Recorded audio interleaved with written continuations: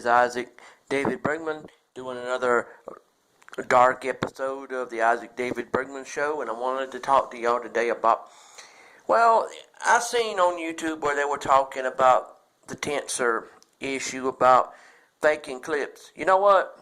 I didn't even think I could do something like that, and besides, I wouldn't do it because everything you see of me on YouTube is real.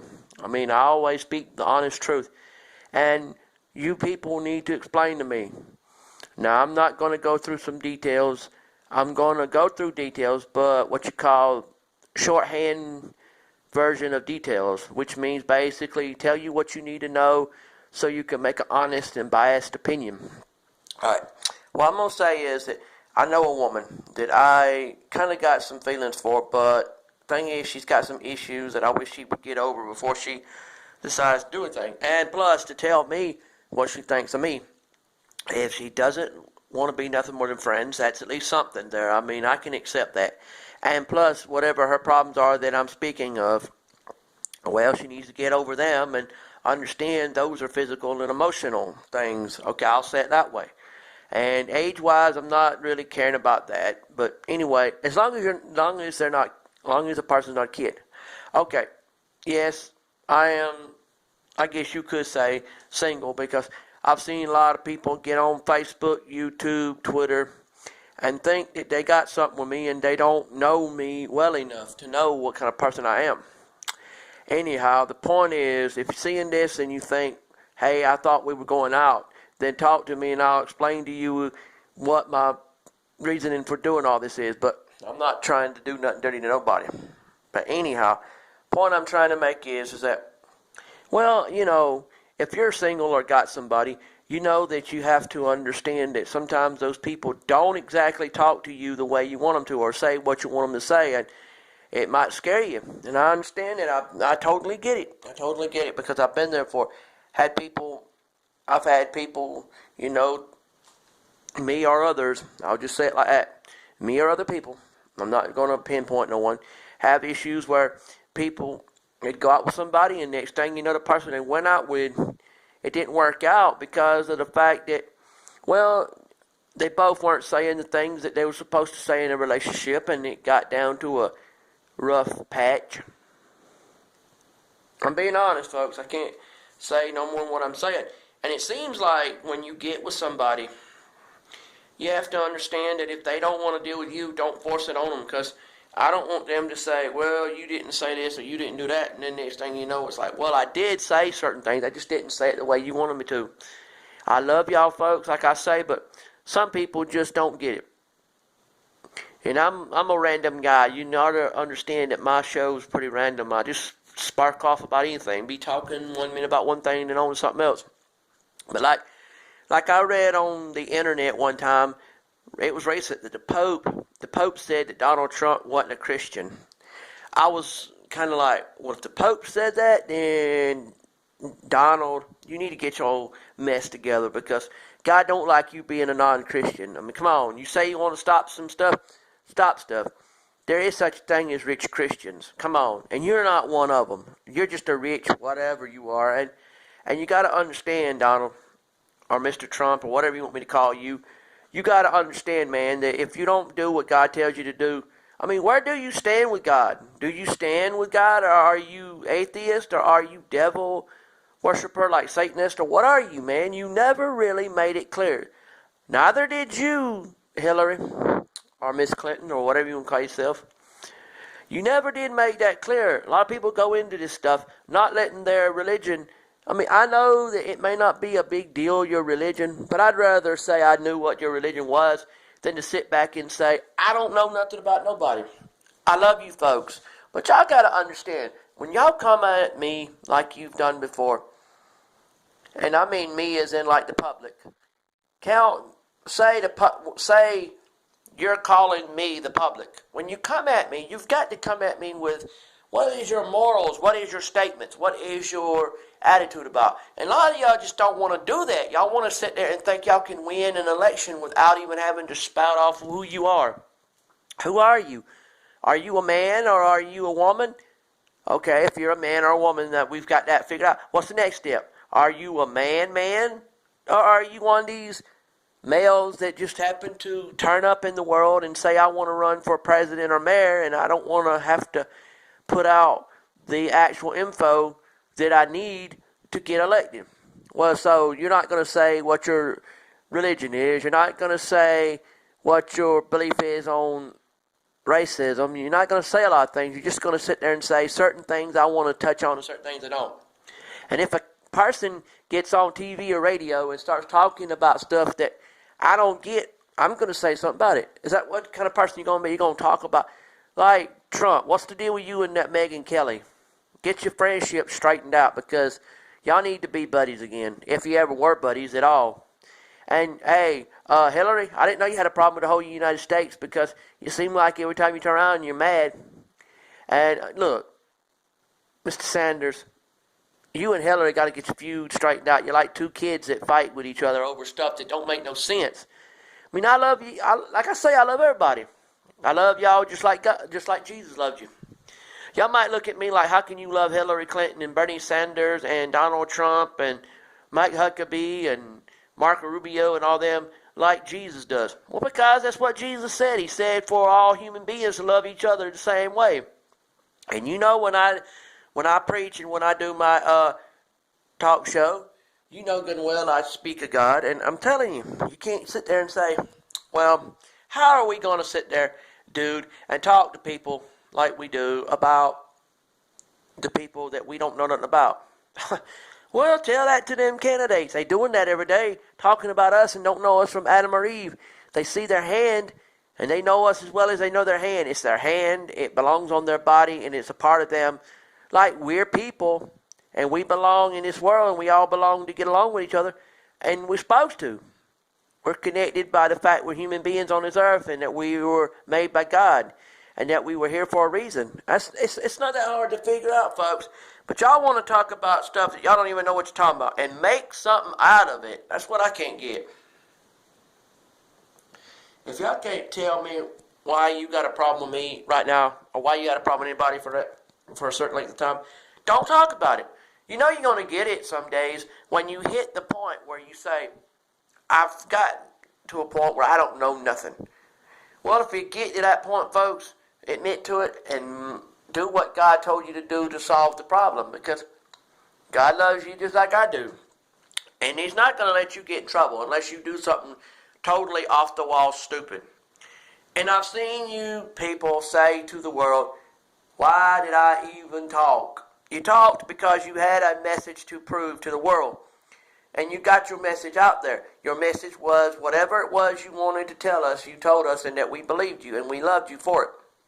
But you can't sit there and expect me to take what you said like it's the best thing in the world or the worst thing in the world. I believe in a man, and his name was Jesus. I believe in a man, and his name was God. Those two men tried to make this world what they wanted it to be. They put people, they see that there were people in the White House, Lincoln, Washington, and the Roosevelts.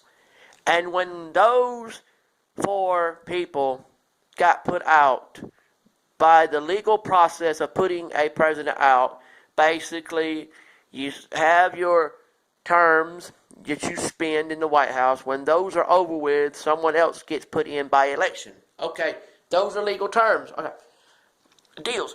Okay, so while they were in office, they had God and Jesus in the cabinets, in the White House, in everything they did.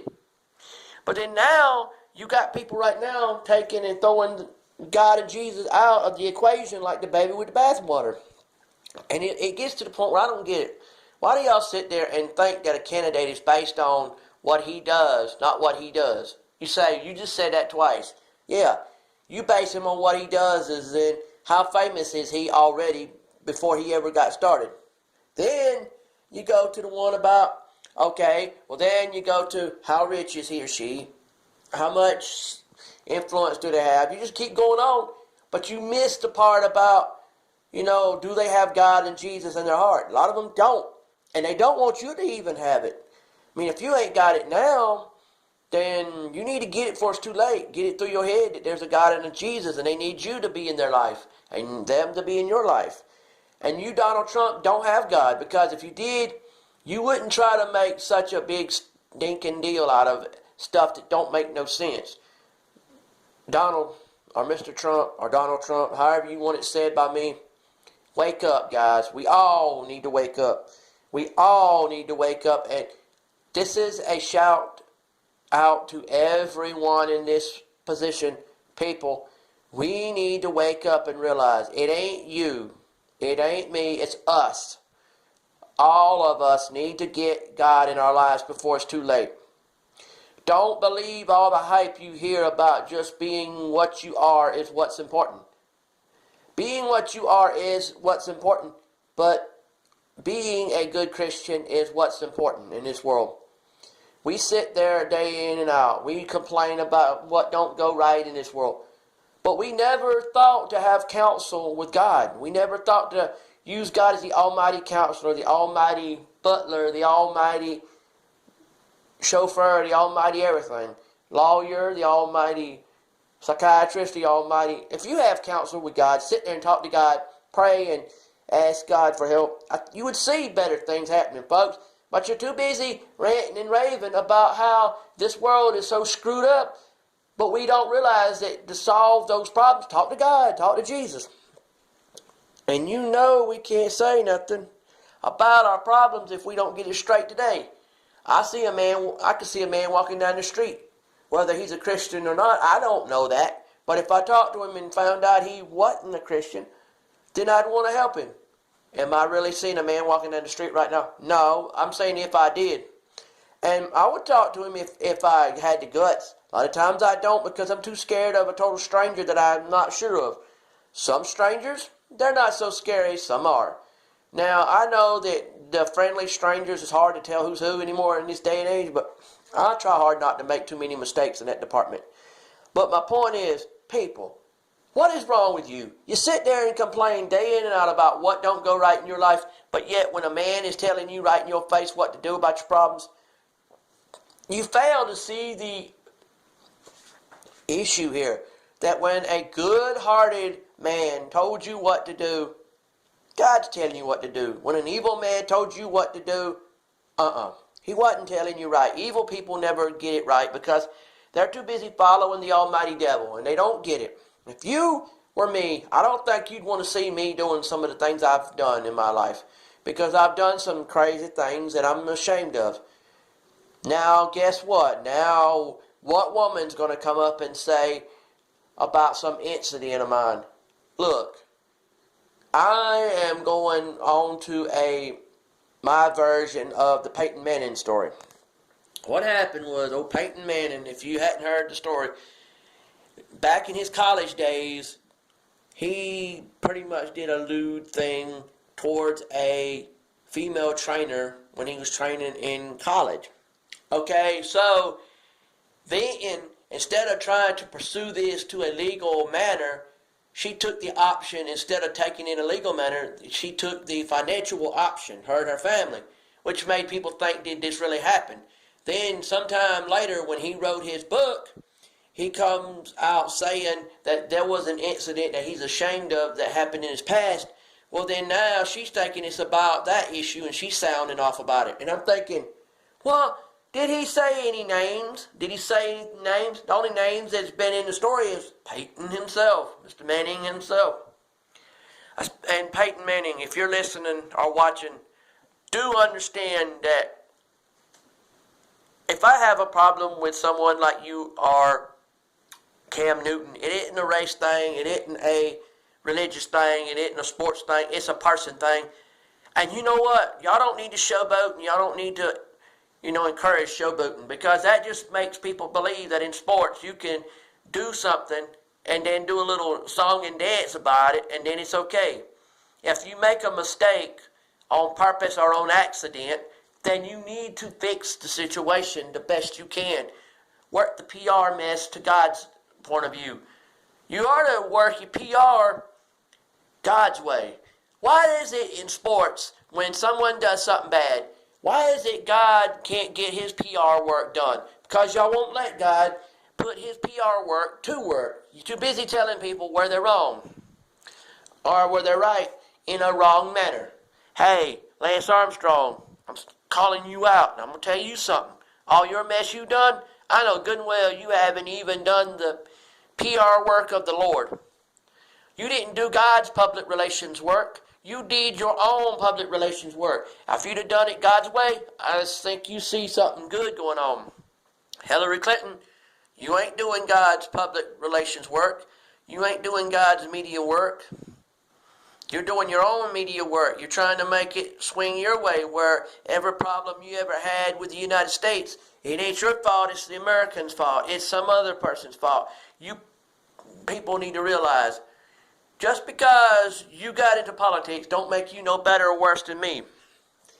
Where did I get to the point in my life when I have to look at a politician and say I'm worthless scum because they're better than me? No, God's better than anything in this world. Any person, any creature, anything. And if you can't see that, folks, if you can't look at the Bible, Hillary Clinton, if I was able to do so right now, even if you have one or not, I would go to the store and I would buy you a Bible and I would send it to you. I would actually love to, if I had the money, to go up in your face and say, Miss Clinton, I got you a nice gift for being a human being, and hand you a Bible. Same thing, Mr. Sanders. Huckabee, why did you stop trying to talk about yourself the way God said to talk about yourself about your campaign? You kind of got hidden in the picture. Are you scared that these people won't accept our boss? If we're all hail God, all hail the mighty God. If we're like that, then why don't we just shout it from the rooftops and say, I want to be a president that will bring God back in the White House? I thought that's what you wanted to start with. I was on your side about this. I was praying to God. I was doing everything I could spiritually to get you in the White House. And yet I've heard nothing no more about you, man. I was on your side. I was praying. I said there should be two kinds of voters. There should be the voters that go to the polls and the voters that vote with the heavenly vote of praying that your person gets in there. I was all for saying to myself, I said, there should be two kinds of voters. There should be those that vote with prayers and those that vote at the polls. And yet, when I say something like that to myself, I find out the guy that said he was for God, he bees quiet. And I liked you, man. And it wasn't because you were white. It wasn't because you were a man. It was because you was a person that actually made me feel like God was going to get back in the White House. And I was ranting and raving to the world about you. And yet you got off the radar. And I worry that there's going to be somebody into the White House that won't put God in the presidential seat anymore. That's all I've been saying for the longest time. I want God back into the presidential seat. He was the almighty president. Because think about it, God made the heavens and the earth. And the day that God made the heavens and the earth, that was the day that he became the almighty president of the world, the almighty king of the world. And if we can't bring him back to that status quo, then what are we doing? We're just sitting there trying to get people in for prestige. There's people today running for president in every country in the world just to get noticed because they felt bad that people looked at them like they're the bullies and stuff. Like say if I said, this guy's bullying me, or these people are bullying me, I need to get some prestige, I need to get some power, so I'll run for president if I make it as president, or if I even get known as a candidate. Sorry about that background noise. That was an alarm going off on my cell phone. But now what I'm saying is, I love you people.